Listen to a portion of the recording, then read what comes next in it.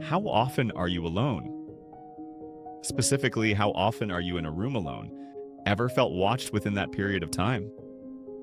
Well, let's talk about it in today's episode of Explainify. Now, have you ever been alone in a room and suddenly felt like you weren't actually alone? Not because you saw or heard anything specific, but because something in your body shifted. Your posture changed. Your awareness sharpened. You felt exposed, as if attention had silently turned toward you. This feeling can happen in bedrooms, hallways, empty offices, or unfamiliar spaces. And while most people brush it off, the experience is extremely common. More importantly, it is not irrational. There are real biological and psychological reasons why humans feel watched in empty rooms. This sensation did not evolve by accident. It is tied to some of the oldest survival mechanisms in the human brain. To understand why this happens, we first need to understand how the brain detects danger. Humans evolved as prey long before they became predators.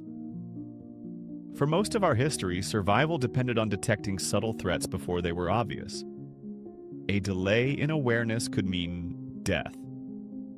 Because of this, the brain developed systems that constantly monitor the environment, even when nothing appears to be happening.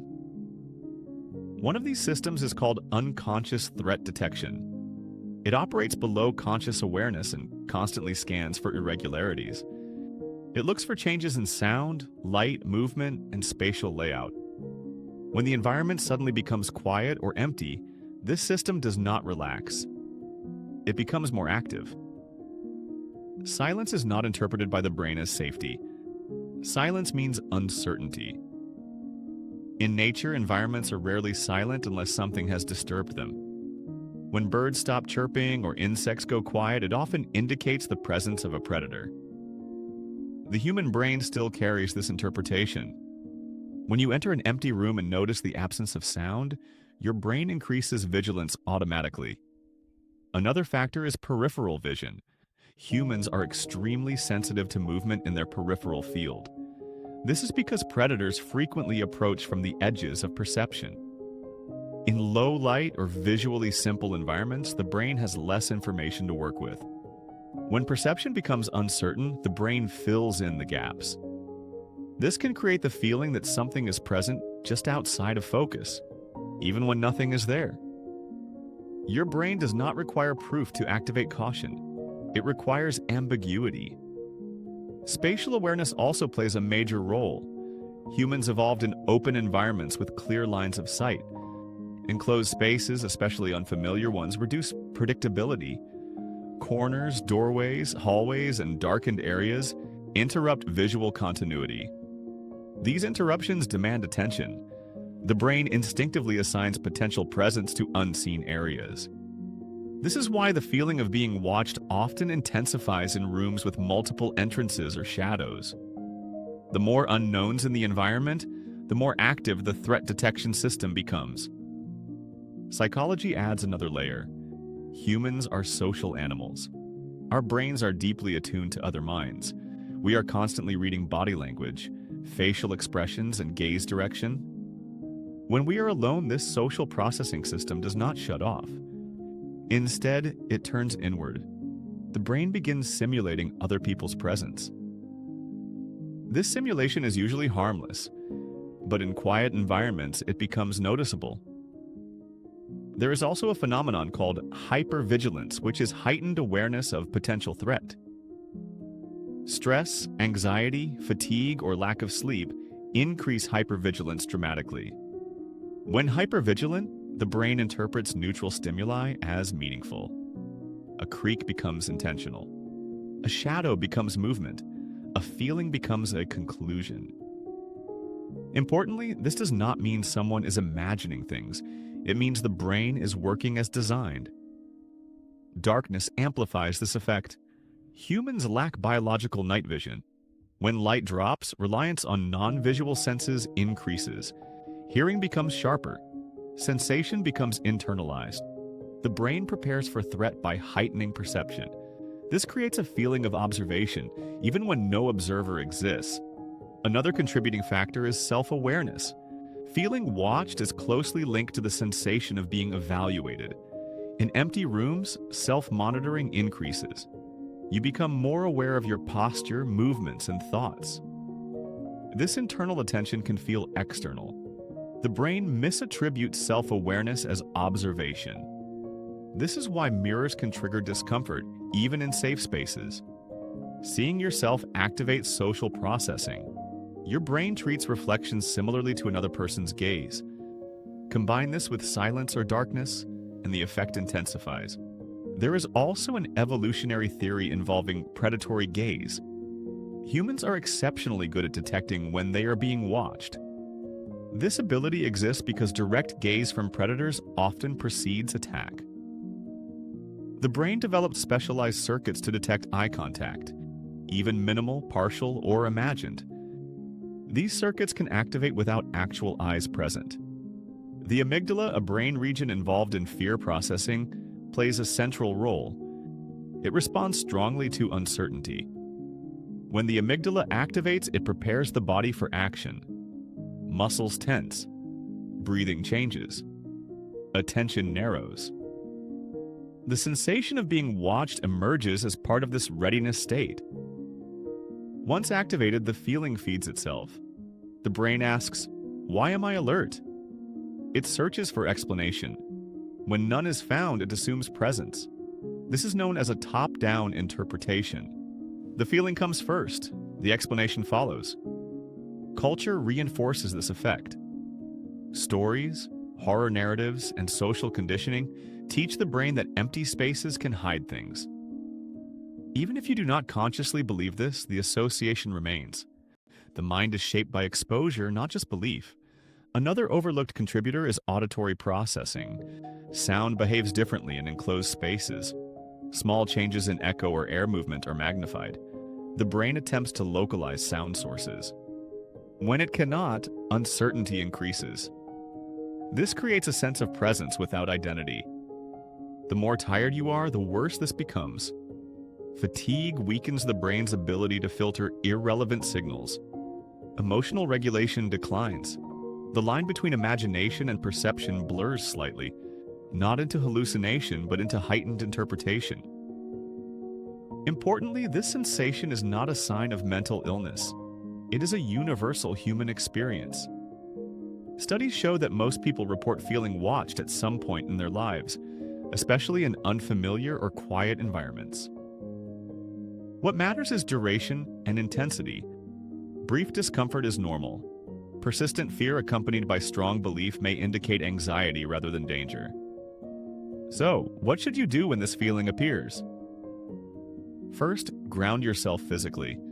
Movement reassures the nervous system. Even small actions like shifting posture or touching a surface provide sensory confirmation. Second, change the environment. Turn on a light. Add sound. Break the silence. This signals safety to the brain. Third, understand what the feeling really is. It is not intuition warning you of danger. It is vigilance responding to uncertainty. The brain would rather produce a false alarm than miss a real threat. Once this is understood, the sensation loses some of its power. Awareness reduces amplification. Interestingly, some people seek this feeling deliberately. Horror movies, haunted houses, and dark environments exploit this mechanism. Fear becomes exciting when danger is known to be absent. The same circuitry is activated but interpreted differently. The feeling of being watched in empty rooms is not supernatural, it is ancient. It is a reminder that the human brain evolved to survive in environments far less predictable than modern life. Your brain does not trust empty silence, it trusts patterns. When patterns disappear, caution fills the gap. And sometimes that caution feels like eyes on your back. There's another important dimension to this feeling that is rarely discussed, and it has to do with how the human brain handles responsibility for awareness. When you are in a shared space, awareness is distributed. Your brain knows others are present, attention is shared. But when you are completely alone, your brain becomes the sole guardian of safety. there is no one else to notice danger first. That responsibility activates deeper vigilance. This is why the sensation often becomes stronger when you realize you are truly alone. Not just physically isolated, but functionally responsible for yourself. The brain does not interpret this as freedom. It interprets it as increased risk. Another factor is expectation mismatch. Humans unconsciously expect environments to contain life, movement, sound, signs of others. When a room violates that expectation, the brain flags it as unusual. Unusual does not automatically mean dangerous, but it does mean attention is required. The longer the mismatch continues, the more uncomfortable it becomes. This is especially true in places that normally contain people. Empty schools, offices at night, hospitals after hours, or homes during the day. These spaces carry residual social meaning. Your brain has learned what they are supposed to feel like. When they don't match that memory, the mind fills the absence with anticipation. Neuroscience refers to this as predictive processing.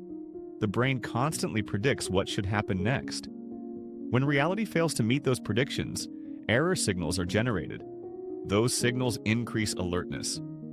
Alertness without explanation feels like being watched. The brain is not telling you something is there. It is telling you that something is missing. Another subtle contributor is sound anticipation. Even when a room is quiet, your brain expects noise.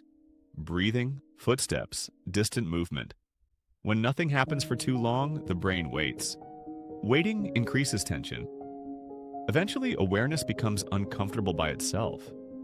This is why people often report relief when a random noise finally occurs, even if it startles them. The brain prefers known disturbances over persistent uncertainty. Memory also plays a role. The brain pulls from past experiences to interpret the present. If you have ever felt watched in a similar environment before, the association strengthens. The next time you enter a quiet room, your brain remembers the feeling and prepares for it. This creates a loop. Imagination is often blamed for these sensations, but imagination is not the cause. Imagination is the tool the brain uses to simulate outcomes. When environment data is incomplete, simulation fills the gap. This does not mean something unreal is being perceived. It means the brain is rehearsing possibilities. Children experience this effect more strongly because their predictive models are less refined. But adults experience it too, especially under stress. Stress narrows attention and increases threat sensitivity. The quieter the space, the louder the internal noise becomes. The brain also has difficulty distinguishing between observation and evaluation. Feeling watched often overlaps with feeling judged. This is why the sensation can be stronger when thinking about mistakes, secrets, or unresolved social tension. The mind turns inward, but the feeling projects outward. Interestingly, the sensation tends to disappear when you focus on a task. Purpose reduces uncertainty. Action grounds awareness. The brain relaxes when it knows what it is doing and why it is doing it. This is why people rarely feel watched during intense concentration, even in silence. The threat detection system stands down when attention is engaged. In contrast, aimless awareness amplifies fear. Waiting, sitting still, standing alone. These conditions invite the brain to search for meaning in absence. There is also a physiological component. Stillness lowers heart rate and metabolic activity. In this quieter state, internal sensations become more noticeable. Muscle tension, breathing, heartbeat. These sensations can feel external when attention is unfocused. Some people misinterpret this internal awareness as presence. This experience is not a glitch. It is a side effect of a highly sensitive system trying to keep you safe. The more you understand this, the less power the sensation holds. Knowledge converts fear into information. Awareness replaces imagination. The brain is not telling a story about danger. It is reacting to uncertainty. And uncertainty to a survival-oriented mind always deserves attention. Once the environment changes, the sensation passes. Light returns. Sound returns. Familiarity returns. the brain stands down. That alone should tell you something important. The feeling was never evidence. It was preparation. Remember, you can never be too careful. If you found this explanation fascinating, please like the video, subscribe, and turn on notifications so you don't miss future Explainified explorations into the human mind. Thanks for watching. Explainify out!